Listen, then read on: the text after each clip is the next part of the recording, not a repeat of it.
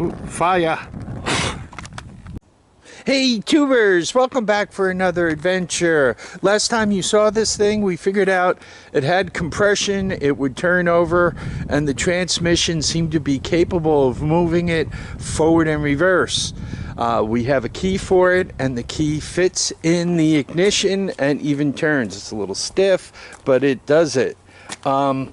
It appears as if it's been sitting for a long time, and sure enough, a monkey peed in there. So it's time to go through the normal stuff. Let's see if we can't get it to fire up on some starting fluid. Actually, let's see if we hook up the jump pack to it and it comes to life. The plastic was loose, and it's much easier to work on these things if you get it just out of the way. I'm just noticing this thing has Titans on it, all four wheels. I'm wondering if it came through with Titans. Any of you Polaris people could answer that question for me. The wiring looks very much intact, and I don't think anybody messed with it. It really looks pretty good. Carburetor was loose too, so I just pulled that right out of there. Everything looks good. I'm gonna smash a battery onto this thing. We're gonna turn it on. Let's see if the lights, tail light comes back on, the headlights out, if the dash lights come on and everything else. Yeah, let's turn that off. Okay. Jump pack all hooked up as it should be. Turn it on. I don't see any smoke. Hopefully you guys don't see any smoke. Turn the key on. I got nothing.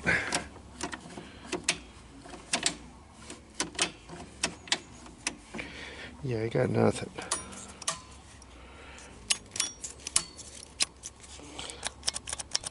I got the big Squatto here. Lights on. Yeah, I got nothing. So, you guys know, we've talked about this. This positive goes up to the switch. I assume this is the same as all. When you turn the switch on, it turns this on, and it, depending on the kind of CDI module, you either send 12 volts to it, or you enable the CDI to start sparking. So at this point, I got to take a quick look. I mean, as I look at the wiring here, let's see. The one that comes up from the stator is here. Yeah, I got to take a look at the wiring. A quick look at a schematic. What do they have unplugged there? Got something unplugged. Anyway, yeah, let's take a quick look at the schematic to see what they're up to. Given that I'm going to have to jack the starter and take a look at the plug, I might as well do a compression test on it. Wow. 180? Is that possible? That's a mighty good compression. I'll take it. This is my old compression tester. It just happened to be handy, so I went with it. But if it really has 180 of compression, or anything over 125, I am absolutely thrilled. It has an NDK plug in it. Looks like it might have been running a little rich or burning a little oil. Anyway, I'm going to put the portable CDI on this thing. We'll give it a little hoot of starting fluid and see if we can't get a little life. I did a quick search on Google, and they have a nice schematic of the Polaris Trail Boss 325. And you see right there, come back, right? CDI trigger, you see the wires white and red, and you see the other one right there, white. So I know what color the wire's on if I have to use the portable CDI box, but you also see CDI charge coils. That means this is an AC powered CDI. So even though the 12 volt system went out to lunch, by turning the key on, I enable the CDI. The coils are there, obviously. All the wires appear to be there. So when I turn it over, I should have spark, and I should be able to fire it up, even though the 12 volt electrical system is completely out to lunch. Given that my neutral light doesn't work, I just want to make sure that I'm in neutral, right? Because if you're not, a lot of times that will disable the CDI. I want to make sure that I'm turned on, because if that's not true, that'll disable the CDI. I want to make sure my spark plug cap is on, right? All these things are true. Turns out the disconnected wires go to the voltage regulator. I'm not quite sure why that is true, but it appears as if all the other wires are connected. So hopefully, I just need to give this thing a hoot of starting fluid and turn this jump box on, and we'll get some action. Here we go. Just a hoot will do ya. And we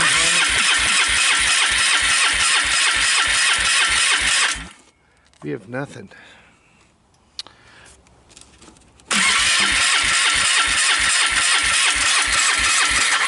Yeah, we have absolutely nothing. I have no spark. Fear not. I do own a portable CDI. Let's see if we can get it to fart or something with that. Here we have the portable CDI box. First thing is to hook up the spark plug. Second thing is to put a ground on the head so that I know I have a full circuit for spark. Now remember that the pulse generator, the CDI trigger, had a white wire with a red stripe and the other wire was white. It's not the traditional blue. If you hook up to the blue, you don't get a pulse.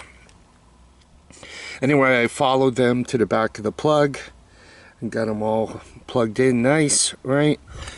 So hopefully it should be a matter of just turning this thing on, giving it a spray of starting fluid, and it'll fire right up. Okay, here we go. Just a hoodle to ya. Turn this on.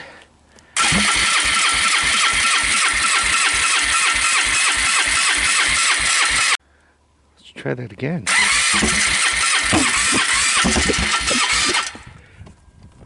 Ooh, fire. Jump pack installed. Check. Carburetor and some gas. Not too much gas. This thing seems to be a flamethrower. So we got that installed, right? This is a PZ30. Claims to actually be a key hen. Jump backs on. That's all hooked up as before. I smell gas for some reason. The newest batch of carburetors I got, they the floats are just never seem to be quite where they should be. If you buy one of the knockoff carburetors, you really should make sure that you put a valve in. Maybe they don't leak by so much when the engine's running. The carburetor, the burn, the amount of fuel your engine's consuming could keep up with it, but they seem to burn, or they seem to leak by too much. The engine floods, it gets in the oil and everything else. Right? Sometimes knockoffs are exactly what you get, knockoffs. Anyway, I'm going to go get the tripod, and hopefully this thing starts right up. We'll try popping it in gear. I'm not sure I want to ride it without the cover on. That looks like it could be a one of them big injuries. So anyway, let's get it started and then see where we go from there. Before I start this rig, let me give it a quick oil check. Looks good. Looks real good. Nice. Somebody took care of this engine. Once again, with these Titan tires on all four, I wonder if they came with those. And if that's the case, these are the OEM tires, which means there aren't that many miles on this machine. Alright, let's see if this rig wants to start. So I got gas, I got a throttle. CDI on.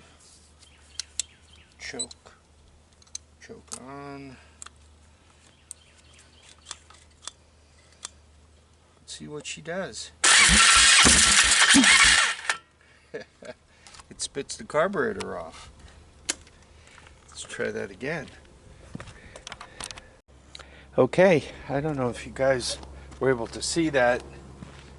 It spit the carburetor off. They do that sometimes, especially when I'm running on the portable CDI box.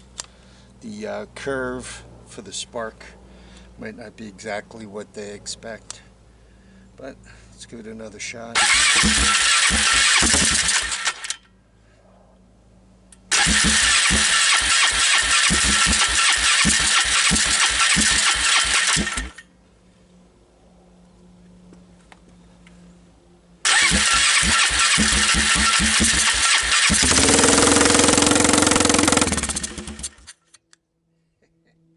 Got something going on here.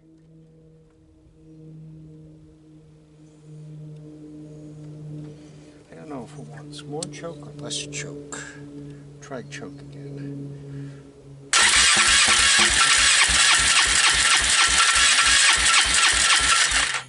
Seems to be spitting gas, so let's go with half choke.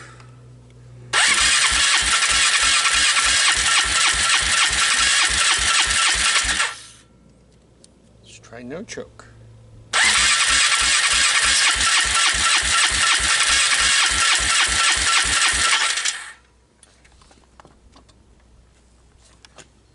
Let me take another look at the wiring, make sure everything's proper. Okay, third time is a charm. Just to show you guys, this stuff does not always work on the first try. I think I'm going to try it with the choke off and see what she does.